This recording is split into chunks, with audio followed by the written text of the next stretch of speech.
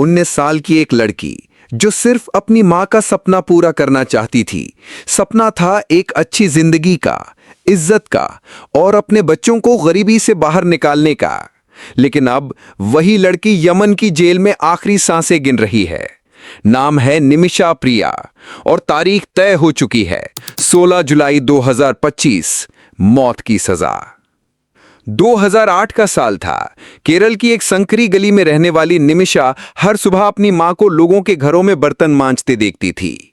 घर की हालत इतनी खराब थी कि कभी पूरा पेट भरना भी जंग जैसा लगता। लेकिन उस छोटी सी लड़की की आंखों में एक आग थी। एक दिन मैं कुछ बड़ा करूंगी।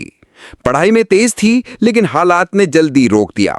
तभी पास के चर्च ने आगे आकर उसका नर्सिंग डिप्लोमा करवाया। और फिर एक दिन खबर आई, यमन में नर्सों की डिमांड है। 2009 में 19 साल की निमिषा पहली बार विदेश गईं। यमन के सना शहर में एक सरकारी अस्पताल में नौकरी लगी। सब कुछ बदल रहा था। मां को पैसे भेजती थीं, फोन पर कहती थी, अब हमारे दिन भी अच्छे आएंगे मां। 2012 में शादी हुई टॉमी थॉमस से। बेटी हुई, लेकिन यमन में दोनों काम करते करते थकने लगे। बच्चे की परवरिश मुश्किल हो गई। पति वापस भारत लौट गए बच्ची को लेकर। निमिषा रह गई यमन में, अकेली लेकिन मजबूत। 2014-15 आते आते निमिषा ने सोचा, क्यों ना खुद का क्लिनिक खोलूं। लेकिन यमन का कानून कहता है, विदेशी अगर क्लिनिक खोलना चाहे तो किसी स्थानीय नागरिक को पार्टनर बनाना पड़ेगा। यहीं आता है नाम मादी का। वो कपड़ों की दुकान चलाता था और उसकी बीवी ने कभी निमिषा के अस्पताल में बच्चा जन्मा था। जान पहचान थी। मादी ने कहा, चलो खोलते हैं क्लिनिक। निमिषा भारत आई। पति और परिवार से उधार लेकर 50 लाख रुपए जुटाए।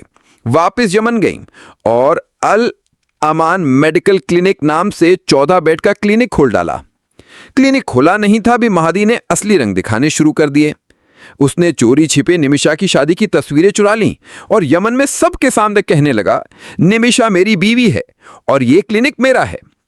क्लिनिक की कमाई पर कब्जा कर लिया, गहने छीन लिए, पासपोर्ट रख लिया और निमिषा को धमकी देने लगा, बंदूक की नोक पर, मारपीट के साथ। निमिषा ने पुलिस में शिकायत की, लेकिन पुलिस ने कार्रवाई की जगह उसे ही जेल भेज दिया, 6 दिन के लिए। जेल से छूटने के बाद अत्याचार और बढ़े। तभी एक दिन क्लिनिक के पास की जेल की एक महिला वार्डन ने उसे सुझाव दिया, उसे बेहोश कर दो, पासपोर्ट ले लूं और भाग जाओ। निमिषा ने महादी को बेहोशी की दवा दी। पहले दिन असर नहीं हुआ, दूसरे दिन ज्यादा डोज दी, लेकिन दवा का असर जानलेवा निकला। महादी की मौत हो गई। डर और घबराहट में निमिषा ने कथित तौर पर महादी के शव के टुकड़े किए और वाटर टैंक में डाल दिए, फिर भाग गईं। लेकिन 1 महीने बाद यमन की सऊदी सीमा के पास उसे पकड़ लिया गया। 2020 में यमन की अदालत ने फांसी की सजा सुनाई। परिवार ने सुप्रीम कोर्ट में अपील की, 2023 में खारिज हो गई। 2024 में हूती विद्रोहियों की सरकार ने फांसी को मंजूरी दे दी। अब सिर्फ एक ही रास्ता है, ब्लड मनी, यानी खून के बदले पैसे। मादी के परिवार को लगभग 38 लाख रुपए दिए जा चुके हैं। यहां तक कि $10 लाख तक की पेशकश की गई, लेकिन उन्होंने अब तक माफी नहीं दी। अब सिर्फ 6 दिन बचे हैं। दिल्ली हाईकोर्ट से लेकर प्रधानमंत्री को अपीलें जा चुकी हैं। सेव निमिषा प्रिया इंटरनेशनल एक्शन काउंसिल नाम से कैंपेन चल रहा है। बेटी और पति अब भी हर रोज एक चमत्कार की दुआ कर रहे हैं।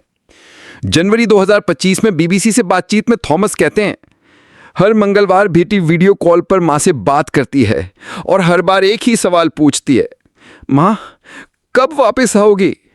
लेकिन इस बार जवाब शायद किसी के पास नहीं।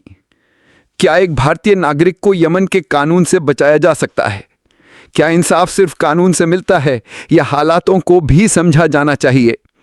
क्या इस बार भारत की चुप्पी किसी की जिंदगी ले लेगी? 16 जुलाई नजदीक है और अब वक्त सिर्फ 6 दिन का है।